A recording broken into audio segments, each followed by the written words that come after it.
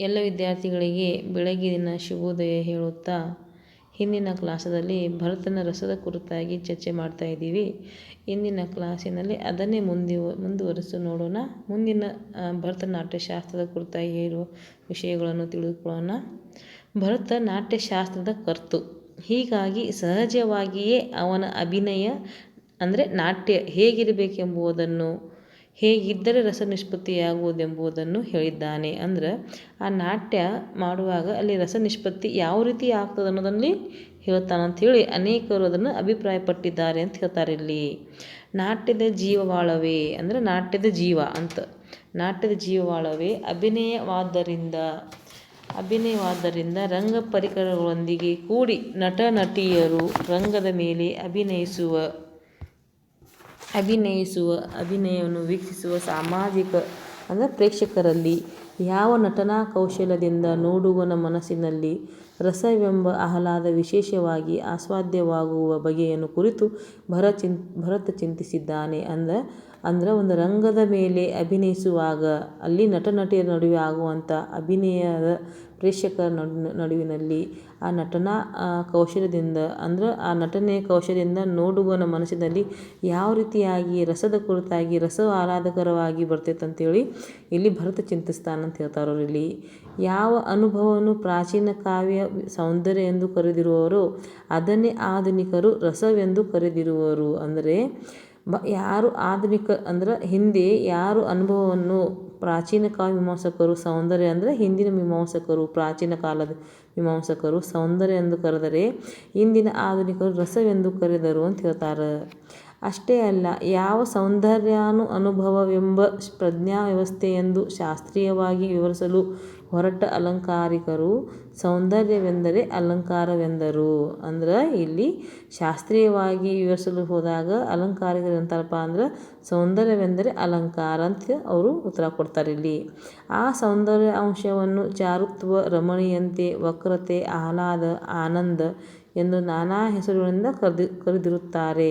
ಅಷ್ಟೇ ಅಲ್ಲದೆ ಚಾರುತ್ಯ, ರಮಣೀಯತೆ, ವಕ್ರತೆ, ಆಹ್ಲಾದ, ಆನಂದ ಎಂದು ನಾನಾ ರೀತಿಯಿಂದ ಕರೀತಾರಿದ್ದನ್ನು. ಹೀಗಾಗಿ ಒಂದು ಕಾಲಕ್ಕೆ ಸೌಂದರ್ಯ ಎಂಬ ಪದಕ್ಕೆ ವಿಶಾಲ ಅರ್ಥ ವ್ಯಾಪ್ತಿಯಾಯಿತು ಎಂದು ತಿಳಿಯಬಹುದು ಅಂತ ಹೇಳ್ತಾರೆ ಇಲ್ಲಿ. ಹಾಗೂ ಒಂದು ಕಾಲಕ್ಕೆ ಅಲಂಕಾರಗಳಲ್ಲಿ ಒಂದೊಂದು ಪರಿಗಣಿತವಾಗಿದ್ದ ರಸದ ಅರ್ಥ ವ್ಯಾಪ್ತಿ ವ್ಯವಸ್ಥಾ ಹೋಗಿ ಅದನ್ನು ಸೌಂದರ್ಯಾನುಭವ ಸರ್ವೋಚ್ಚ ಮಾತೃಸ್ಥಾನದಲ್ಲಿರುವ ಬ್ರಹ್ಮಾನಂದ ಸೋದರ ಎಂದು ಕರೆಯುವವರೆಗೆ ಹೋಯಿತು ಅಂತ ಹೇಳ್ತಾರೆ ಇಲ್ಲಿ. ಅಂದ್ರೆ ಆ ಬ್ರಹ್ಮಾನಂದ ಸೋದರರ ಅಂದರೆ ಅಲ್ಲಿವರೆಗೆ ಹೋಯಿತು ಅಂತ ಇಲ್ಲಿ ಹೇಳ್ತಾರೆ ಅವರು ಇಲ್ಲಿ. ಸಾಮಾನ್ಯವಾಗಿ ರಸ ಎಂದ್ರೆ ಹಣ್ಣಿನ ರಸ. ಸಾಮಾನ್ಯವಾಗಿ ನನ್ನ ನೆನಪುತ್ತಪ್ಪ ಅಂದ್ರೆ ಒಂದು ಹಣ್ಣಿನ ರಸ ಅಂತ ಹೇಳಿ ನಮ್ಮ ನೆನಪು ಬರ್ತೈತಿ ಇಲ್ಲಿ. ಅಂದರೆ ಕಬ್ಬಿನ ರಸ ಅಂತ ಅಂದ್ರೆ ಕಬ್ಬಿನ ರಸ, ಹಣ್ಣಿನ ರಸ, ಅನ್ನದ ರಸ ಇತ್ಯಾದಿ ವ್ಯಂಜನಗಳು ಅಥವಾ ಭಕ್ಷ್ಯ ಪಾನೀಯಗಳು ಓದುಗನಿಗೆ ನೆನಪಿಗೆ ಥಟ್ಟ ನೆನಪು ಬರುತ್ತದೆ. ಅಂದರೆ ಓದನಿಗೆ ನೆನಪಿಗೆ ಥಟ್ಟ ನೆನಪು ಬರುವುದು ಯಾವುದಪ್ಪ ಅಂದ್ರೆ ರಸ ಎಂದುಕೊಳ್ಳೆ ಹಣ್ಣಿನ ರಸ ಇರ್ಬೋದು, ಕಬ್ಬಿನ ರಸನೋ, ಅನ್ನದ ರಸನೋ ಇತ್ಯಾದಿ ವ್ಯಂಜನಗಳು ನಮಗಿಲ್ಲಿ ಭಕ್ಷ್ಯ ಪಾನೀಯಗಳು ನಮಗೇನಾಗ್ತದೆ ನೆನಪಿಗೆ ಬರ್ತಾವಂತ ಹೇಳ್ತಾರೆ ಇಲ್ಲಿ. ಆದರೆ ಅದನ್ನು ಸ್ವಲ್ಪ ರೂಪಕವಾಗಿ ಉಪಯೋಗಿಸಿದರೆ ಯಾವುದರಲ್ಲಾದರೂ ಇರುವ ಅತ್ಯುತ್ತಮ ಮತ್ತು ಅತಿ ಮುಖ್ಯವಾದ ಅಂಶ ಎಂಬ ಅರ್ಥ ಸ್ಫುರಿಸುತ್ತದೆ. ಇಲ್ಲಿ ಯಾವುದು ಮುಖ್ಯ ಎಂಬ ಅರ್ಥ ಇಲ್ಲಿ ನಮಗೆ ತಿಳಿದು ಬರ್ತೈತೆ ಅಂತಾರೆ ಇಲ್ಲಿ.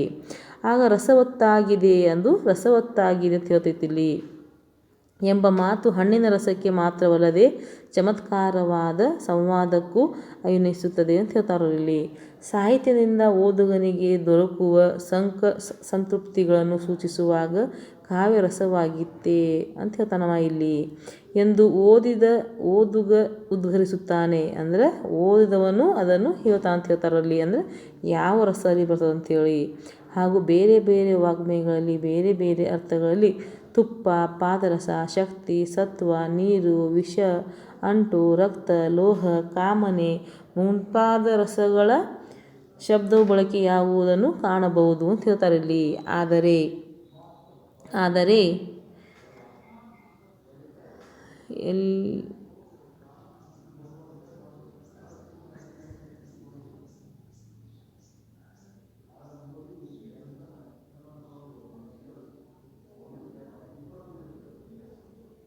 ಆದರೆ ಕಾವ್ಯದಲ್ಲಿ ರಸ ಎಂಬುವುದು ಒಂದು ಅನುಭವ ವಿಶೇಷಕ್ಕೂ ಹಾಗೂ ಶಾಸ್ತ್ರದಲ್ಲಿ ಅದು ಒಂದು ವಸ್ತು ವಿಶೇಷಕ್ಕೂ ವಾಗಿ ಬಳಕೆಯಾಗುತ್ತದೆ ಅಂತ ಹೇಳ್ತಾರೆ ಅವರಲ್ಲಿ.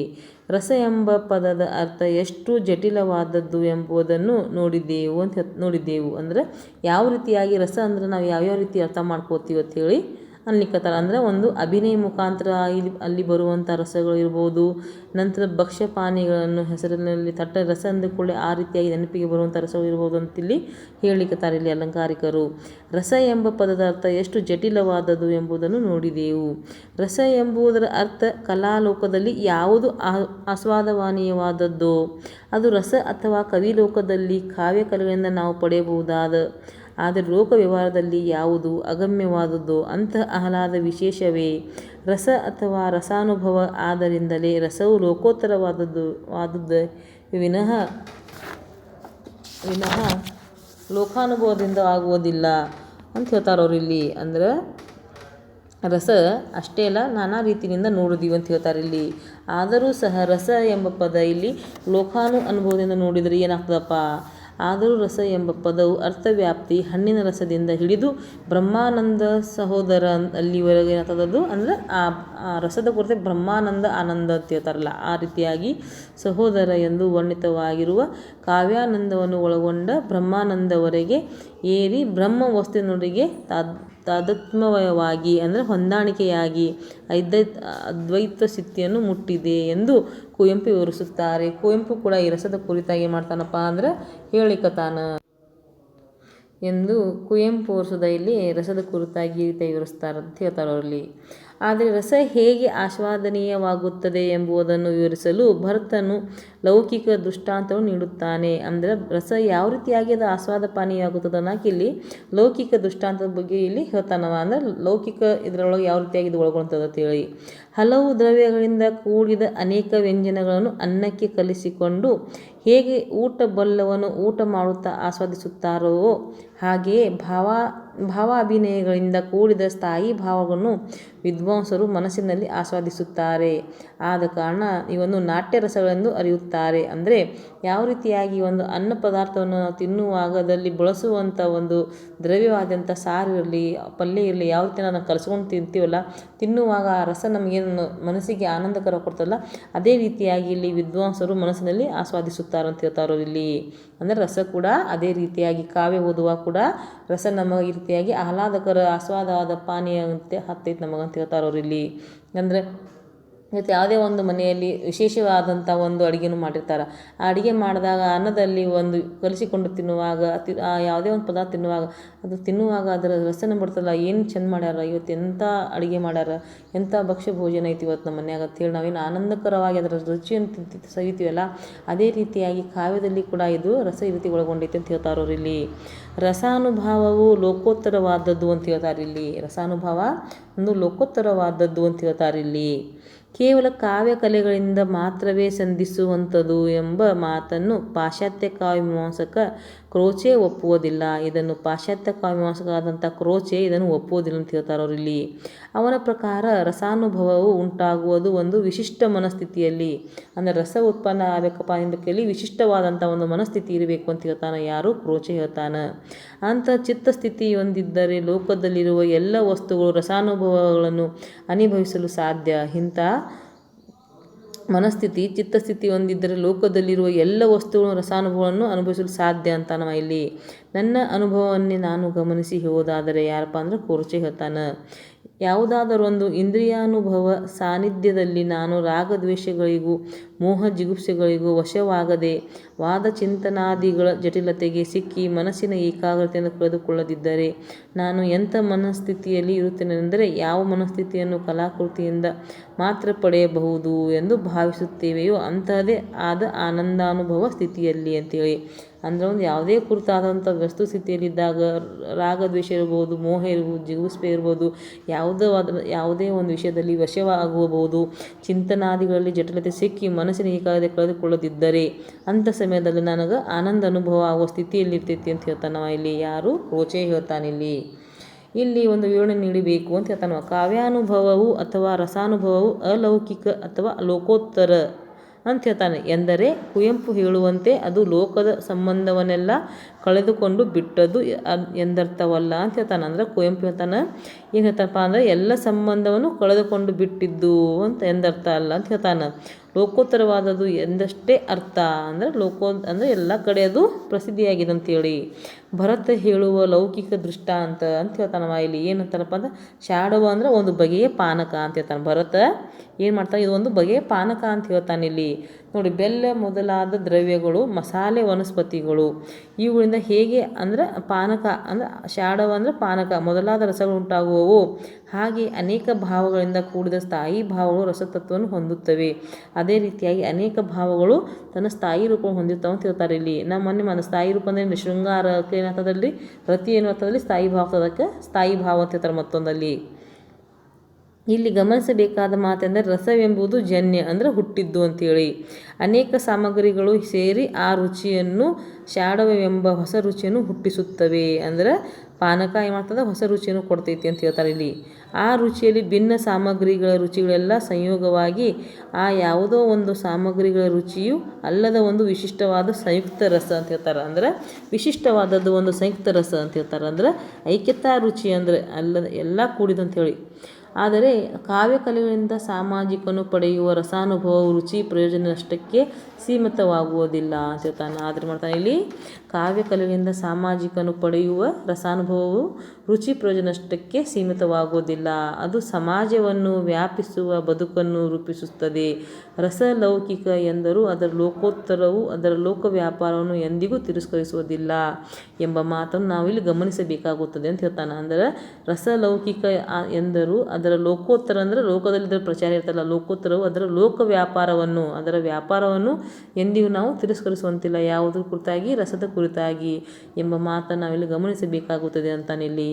ಹಾಗಾದರೆ ರಸಾನುಭವಕ್ಕೆ ರಸಾನುಭವವೇ ಗುರಿ ಅಂತ ಹೇಳ್ತಾನೆ ಇಲ್ಲಿ. ಅದಕ್ಕೆ ಪರಮ ಪ್ರಯೋಜನ ಅದರಿಂದ ನೀತಿ ಬೋಧನೆಯನ್ನಾಗಲಿ, ಧಾರ್ಮಿಕ ಉನ್ನತಿಯಾಗಲಿ, ಆಧ್ಯಾತ್ಮಿಕ ವಿಕಾಸವನ್ನಾಗಲಿ, ಸಾಮಾಜಿಕ ಕ್ಷೇಮವನ್ನಾಗಲಿ, ರಾಜಕೀಯ ಉತ್ಕೃಷ್ಟವನ್ನಾಗಲಿ ಅಪೇಕ್ಷಿಸುವ ಕಾವ್ಯ ಮೌಲ್ಯಕ್ಕೆ ಅನ್ಯ ಮತ್ತು ಅನ್ಯಾಯ ಎಂದು ಕುವೆಂಪು ಹೇರುವುದನ್ನು ಗಮನಿಸಬೇಕು ಅಂತ ಹೇಳ್ತಾನವ ಇಲ್ಲಿ. ಆದರೆ ಕಾವ್ಯದಲ್ಲಿ ಸಹೃದಯನು ಪಡೆಯುವ ಸೌಂದರ್ಯಾನುಭವ ಅಥವಾ ರಸಾನುಭವವೇ ಮುಖ್ಯ ಮತ್ತು ಸಕಲ ಪ್ರಯೋಜನಗಳಿಗೂ ಮೂಲಭೂತವಾದದ್ದು ಎಂದು ಅರ್ಥವೇ ಹೊರತು ಅದು ಸಂಪೂರ್ಣವಾಗಿ ಲೋಕದಿಂದ ಬೇರೆಯಾದುದಾಗಿರಲು ಸಾಧ್ಯವೇ ಇಲ್ಲ ಎಂದು ಎಚ್ಚರಿಕೆ ಮಾತನ್ನು ಮರೆಯಬಾರದು. ಇಂಥ ಸೌಂದರ್ಯ ಅನುಭವ ಅಥವಾ ರಸಾನುಭವ ಸಾಧ್ಯವಾಗುವುದು ಆದರ್ಶ ಸಹೃದಯರಲ್ಲಿ ಮಾತ್ರ. ಅಂದರೆ ಆದರ್ಶ ಸಹೃದಯರಿರ್ತಾರಲ್ಲ, ಅಂದರೆ ಸಹೃದಯರಿಂದ ಬೇರೆಯವ್ರ ಅಂಥವ್ರಲ್ಲಿ ಇದು ಮಾತ್ರ ಸಾಧ್ಯವಾಗ್ತೈತಿ ಅಂತ ಹೇಳ್ತಾನೆ. ಅಂದರೆ ರಸಾನುಭವಕ್ಕೆ ರಸಾನುಭವವೇ ಗುರಿ ಅಂತ ಹೇಳ್ತಾನೆ ಇಲ್ಲಿ. ಯಾರು? ಕುವೆಂಪು ಹೇಳ್ತಾರೆ ಅವರಿಲ್ಲಿ.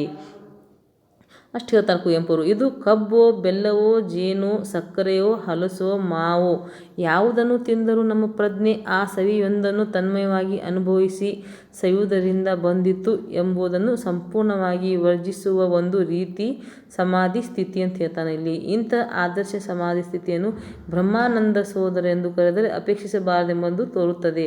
ಅಂದರೆ ಎಲ್ಲವನ್ನು ತಿನ್ನುವಾಗ ಹೇಳ್ಬೋದು, ಬೆಲ್ಲ ಸಕ್ಕರೆ ತಿಂತೀವಲ್ಲ, ಅದರದ್ದು ಒಂದೊಂದು ರುಚಿ ಏನದಲ್ಲ ನಮಗೆ ಆನಂದಕರ ಸಿಗ್ತೈತಿ, ಆಹ್ಲಾದಕರ ಸಿಗ್ತೈತಿ ಅಂತ ಹೇಳ್ತಾರೆ. ಅದೇ ರೀತಿಯಾಗಿ ಬೆಲ್ಲ ಮತ್ತು ಸಕ್ಕರೆ ಪಾನಕ ಮಾಡಿದಾಗ ಅಲ್ಲಿ ಬೆಲ್ಲದ ಆ ಒಂದು ಮಿತಿ ಇರ್ತದೆ, ಅದರ ಒಂದು ರುಚಿ ಇರ್ತದೆ, ಹೇಳೋದಕ್ಕೆ ತುಂಬ ಆನಂದಕರವಾಗಿ ಹೋಗ್ತೀವಿ. ಆದರೆ ಸಕ್ಕರೆ ಪಾನಕ ಕುಡಿದಾಗ ನಮಗೇನಾಗ್ತದೆ, ಸ್ವಲ್ಪ ಸಕ್ಕರೆ ಜಾಸ್ತಿಯಲ್ಲಿ ಕಂಡು ಬಂದರೆ ಏನು ಸಕ್ಕರೆ ಅಂಶ ಜಾಸ್ತಿ ಆಗಿದ್ದಿಲ್ಲ ಅಂತ ಹೇಳ್ತೀವಿ. ಆದರೆ ಬೆಲ್ಲದಲ್ಲಿ ಆ ರೀತಿಯಲ್ಲ, ಅಂದರೆ ಆ ಒಂದು ರುಚಿಯಲ್ಲಿ ಏನಾಗ್ತದೆ ಒಳಗೊಳ್ತದೆ ಅಂತೇಳಿ. ಅದೇ ರೀತಿಯಾಗಿ ಅದು ಮನಸ್ಸಿಗೆ ಆನಂದ ಕೊಡುವ ರೀತಿಯಲ್ಲಿ ಅಂತ ಹೇಳ್ತಾರೆ ಅವರು. ಇದೇ ಒಂದು ರಸ ಅಂತ ಹೇಳ್ತಾರೆ ಇಲ್ಲಿ ಅವರು. ಭಾರತೀಯ ಕಾವ್ಯಮೀಮಾಂಸೆಯಲ್ಲಿ ಅಲಂಕಾರ ರೀತಿ ದನಿಗಳಂತೆ ರಸ ಪ್ರಸ್ಥಾನ ಎಂಬುದು ಒಂದು ಉಂಟೆಂದು ಹಲವರು ವಾದಿಸಿದ್ದಾರೆ. ಭಾರತೀಯ ಕಾವ್ಯಮೀಮಾಂಸೆಯಲ್ಲಿ ಸುಧಾ ಅಲಂಕಾರ ರೀತಿ ದನಿಗಳಂತೆ ರಸ ಪ್ರಸ್ತಾಪ ಎಂಬುದನ್ನು ಒಂದು ಉಂಟೆಂದು ಹಲವಾರು ವಾದಿಸುತ್ತಾರೆ. ಅದರ ಕುರಿತಾಗಿ ಹಲವಾರು ಜನರು ಅದರ ಬಗ್ಗೆ ಹೇಳ್ತಾರೆ. ಯಾವ್ದ್ರ ಕುರಿತಾಗಿ? ರಸದ ಕುರಿತಾಗಿ. ಭರತ, ಅಭಿನವಗುಪ್ತ, ಮಹಿಮಾ ಭಟ್ಟ, ಭೋಜರಾಜ, ಭಟ್ಟಲೊಲ್ಲಟ, ಶ್ರೀಶಂಕುಕ, ಭಟ್ಟನಾಯಕ, ವಿಶ್ವನಾಥ ಇವರೆಲ್ಲ ರಸ ಪ್ರಸ್ಥಾನಕಾರರಲ್ಲಿ ಬಹುಮುಖ್ಯರು. ಇವರೆಲ್ಲರೂ ರಸದ ಕುರಿತಾಗಿ ಹೇಳುವಲ್ಲಿ ಮುಖ್ಯರು ಅಂತ ಹೇಳ್ತಾರೆ ಅವರಲ್ಲಿ. ರಸ ಪ್ರಸ್ಥಾನವು ತೀನಂಶ್ರೀ ಹೇಳುವಂತೆ ಸಂಸ್ಕೃತ ಕಾವ್ಯಮೀಮಾಂಸೆಯಲ್ಲಿ ಕೇವಲ ಒಂದು ಪ್ರಸ್ಥಾನವಲ್ಲ ಅಂತ ಹೇಳ್ತಾರೆ. ಯಾರು? ತೀನಂಶ್ರೀಯವರು. ಅದು ಎಲ್ಲ ಪ್ರಸ್ಥಾನಗಳ ಗಮ್ಯಸ್ಥಾನ, ಅದು ಎಲ್ಲದಕ್ಕೂ ಒಂದು ಗಮ್ಯಸ್ಥಾನವಾಗೈತಿ. ನಮ್ಮ ಶಾಸ್ತ್ರದ ಕಥೆಯನ್ನು ಓದಿ ಬಗೆಯಲ್ಲಿ ರಸ ಪ್ರತಿಷ್ಠಾಪನೆಯ ಕಥೆ ಎಂದು ಕರೆಯಬಹುದು ಅಂತ ಹೇಳ್ತಾರೆ ಇಲ್ಲಿ. ನೋಡ್ರಿ ಮತ್ತು ತೀನಂಶ್ರೀ ಏನು ಹೇಳ್ತಾರಪ್ಪ ಅಂದರೆ ಅವರ ಮಾತುಗಳನ್ನು ಸಂಗ್ರಹಿಸಿ ಹೋದಾದರೆ ಕಾವ್ಯವನ್ನು ಒಂದು ಗುಡಿಗೆ ಹೋಲಿಸಿದರೆ ರಸವು ಸೇರಿ ಅಲಂಕಾರಗಳು ಅದರ ಹೊರಗೋಡೆಯಲ್ಲಿ ಕೆತ್ತಿರುವ ಹಲವು ವಿಗ್ರಹಗಳೆಂದು ಅಲಂಕಾರಗಳು ತಿಳಿದರು. ಅಂದರೆ ಆ ಗೋಡೆಯ ಮೇಲೆ ಒಂದು ದೇವಸ್ಥಾನದ ಗೋಡೆ ಮೇಲೆ ನಾನಾ ರೀತಿಯ ಚಿತ್ರಗಳು ಇರ್ತಲ್ಲ, ಆ ರಾಜರ ಕಾಲದಲ್ಲಿ ಇರುವಂಥ ಚಿತ್ರಗಳನ್ನು ಆ ಚಿತ್ರಗಳನ್ನು ನೋಡ್ಕೊಂಡು ನಮಗೆ ಅದರಲ್ಲಿ ನಮಗೆ ರಸ ಉಂಟಾಗ್ತೈತೆ ಅಂತಾರೆ ಅವರಲ್ಲಿ. ರೀತಿ ಪ್ರಸ್ಥಾನವು ರಸವನ್ನು ಗುಡಿಯ ಒಳಕ್ಕೆ ತಂದಿತು ಹಾಗೂ ಕಾವ್ಯದ ಒಂದು ಅಂಗವೆಂದು ತಿಳಿಯಿತು ಅಂತ ಹೇಳ್ತಾರೆ ಇಲ್ಲಿ ಹೇಳಿ. ದ್ವಾರದಲ್ಲಿ ರಸವನ್ನು ನಿಲ್ಲಿಸಲಾಯಿತು. ಧ್ವನಿ ಪ್ರಸ್ಥಾನಕಾರರು ಮಾತ್ರ ರಸವನ್ನು ಗರ್ಭಗುಡಿಯ ಪೀಠದ ಮೇಲೆ ನಿಲ್ಲಿಸಿದರು. ನೋಡ್ರಿ, ಧ್ವನಿ ಪ್ರಸ್ಥಾನಕಾರರು ಮಾತ್ರ ರಸವನ್ನು ಮಾಡಿದ್ರು ಗರ್ಭದ ಗುಡಿಯ ಪೀಠದ ಮೇಲೆ ನಿಲ್ಲಿಸಿದರು ಅಂತ ಹೇಳ್ತಾರಲ್ಲಿ. ಅದಕ್ಕೆ ಪ್ರಾಣ ಪ್ರತಿಷ್ಠಾಪನೆ ಮಾಡಿದವನು ಮಾತ್ರ ಅಭಿನವ ಗುಪ್ತ ಅಂತ ಹೇಳ್ತಾರೆ. ಅದಕ್ಕೆ ಇಲ್ಲಿ ಇದಕ್ಕೆ ಜೀವವನ್ನು ಕೊಟ್ಟವನು ಯಾರಪ್ಪ ಅಂದ್ರೆ ಅಭಿನವ ಗುಪ್ತ ಅಂತ ಹೇಳ್ತಾರೆ. ಯಾವ ರೀತಿಯಾಗಿ ಹೇಳ್ತಾನಪ್ಪ ಅಂದ್ರೆ ರಸಾನುಭವ ಒಂದು ಅನುಭವ ವಿಶೇಷವಾಗಿದೆ. ಇಲ್ಲಿ ರಸಾನುಭವ ಒಂದೇನಾಗಿತ್ತು, ಇಲ್ಲಿ ವಿಶೇಷವಾಗಿತ್ತು ಹೇಳ್ತಾರೆ. ಇಲ್ಲಿ ಲೋಕದ ಶಬ್ದಾರ್ಥಗಳ ಮೂಲಕ ರೂಪುಗೊಂಡ ಕಾವ್ಯವನ್ನು ಸಹೃದಯ ಆಸ್ವಾದಿಸಿ ಅವನ ಹೃದಯದಲ್ಲಿ ರಸಾನುಭವ ಮತ್ತು ಸೌಂದರ್ಯ ಅನುಭವನು ಉಂಟಾದಾಗಲೇ ಕಾವ್ಯದ ಉದ್ದೇಶವು ಈಡೇರುವುದು ಅಂತಾನೆ ಇಲ್ಲಿ. ಅಂದ್ರೆ ಆ ರಸ ಯಾವಾಗ ನಮಗದು ಈಡೇರಿಸ್ತದಲ್ಲ ಅವಾಗ ಈ ಕಾವ್ಯದ ಉದ್ದೇಶ ನಮಗೆ ಇಲ್ಲಿ ಈಡೇರ್ತೈತಿ ಅಂತಾನ, ಅವಾಗ ಅದು ಸಾಧ್ಯ ಆಗ್ತೈತಿ ಅಂತಾನ, ಅದಕ್ಕೊಂದು ಸಾರ್ಥಕತೆ ಆಯ್ತು ಅಂತ ಹೇಳ್ತಾನವ ಇಲ್ಲಿ. ಈ ರಸಾನುಭವದ ಜೊತೆಗೆ ಇತರ ಕೆಲವು ಪ್ರಯೋಜನಗಳು ಒದಗುವವು, ಅದರ ಜೊತೆ ಮತ್ತೊಂದಿಷ್ಟು ಪ್ರಯೋಜನಲ್ಲಿ ಕೂಡ್ತಾವಂತಾನಿಲ್ಲಿ. ಸಕಲ ಪ್ರಯೋಜನ ಮೌಳಿಭೂತವಾಗಿರುವ ರಸಾನುಭವದ ಜೊತೆಗೆ ಧರ್ಮ, ಅರ್ಥ, ಕಾಮ, ಮೋಕ್ಷಗಳಿಂದ ಸಾಧಿತವಾಗುತ್ತವೆ ಎಂಬುದು ಹಲವು ಮೀಮಾಂಸಕರ ಅಭಿಪ್ರಾಯ ಅಂತ ಹೇಳ್ತಾನೆ ಇಲ್ಲಿ. ಡ್ರೈಡನ್ ಹೇಳುವಂತೆ ಡ್ರೈಡನ್ ಏನು ಹೇಳ್ತಾನಪ್ಪ ಅಂದರೆ ರಸಾನುಭವವೇ ಕಾವ್ಯದ ಗುರಿ ಅಂತ ಹೇಳ್ತಾನವ. ಅಲ್ಲವಾದರೂ ಅದೇ ಮುಖ್ಯವಾದದ್ದು. ತಿಳುವಳಿಕೆ ಇತ್ಯಾದಿಗಳೇನಿದ್ದರೂ ಅದಕ್ಕೆ ದ್ವಿತೀಯ ಸ್ಥಾನ ಅಂತ ಹೇಳ್ತಾರೆ. ಅಂದರೆ ತಿಳುವಳಿಕೆ ಇತ್ಯಾದಿಗಳೇನಿದ್ದರೂ ಅದಕ್ಕೆ ದ್ವಿತೀಯ ಸ್ಥಾನ ಅಂತ ಹೇಳ್ತಾರೆ ಅವರಲ್ಲಿ.